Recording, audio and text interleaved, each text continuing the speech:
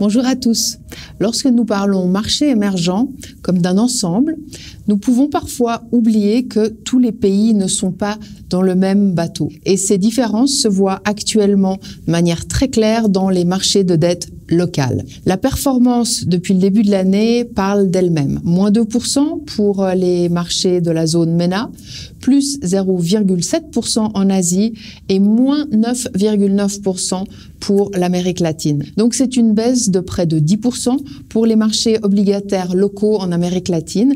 Et ce chiffre global cache aussi son lot de différences puisque l'Argentine a fortement rebondi et elle masque des performances de l'ordre de moins 26,5% au Pérou, moins 20% au Chili, moins 15% en Colombie.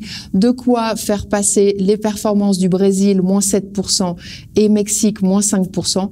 Pour celles des bons élèves de la région. Donc pourquoi est-ce que les marchés locaux en Amérique latine sont plus affectés? Eh bien, c'est un cocktail de différents facteurs qui ne sont pas très appréciés par les marchés financiers. Nous parlons d'incertitude politique, d'une forte hausse dans les déficits budgétaires, de risques inflationnistes et de resserrement monétaire. Le Pérou, qui est le moins bon performeur de la région, souffre de turbulences politiques, mais aussi d'un affaiblissement de sa monnaie. Le sol est en baisse de 12% depuis le début de l'année contre le dollar. Et puis la Banque centrale vient de commencer un cycle de resserrement monétaire. Le rendement du 10 ans péruvien a grimpé de 3,5% au début de l'année à 6,45 à l'heure actuelle, ce qui se traduit par un effondrement du prix de l'obligation de 130% à 103%. Et puis pour un investisseur étranger, la baisse de la monnaie, donc 12%, doit être ajoutée à cette perte. Donc la Banque centrale a commencé son cycle de resserrement mi-août en relevant son taux de référence de 0,25% à 0,50%. Cela en dit long sur la pontification impressionnante de la courbe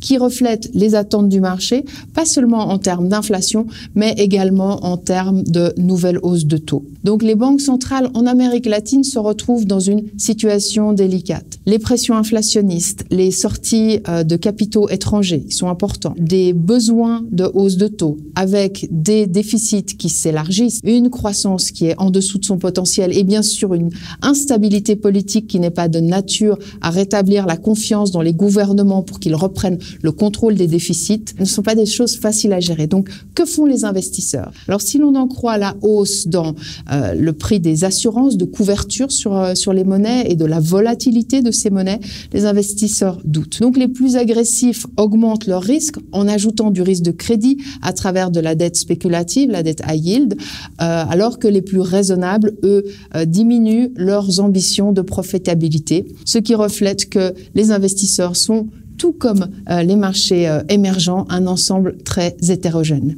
Merci.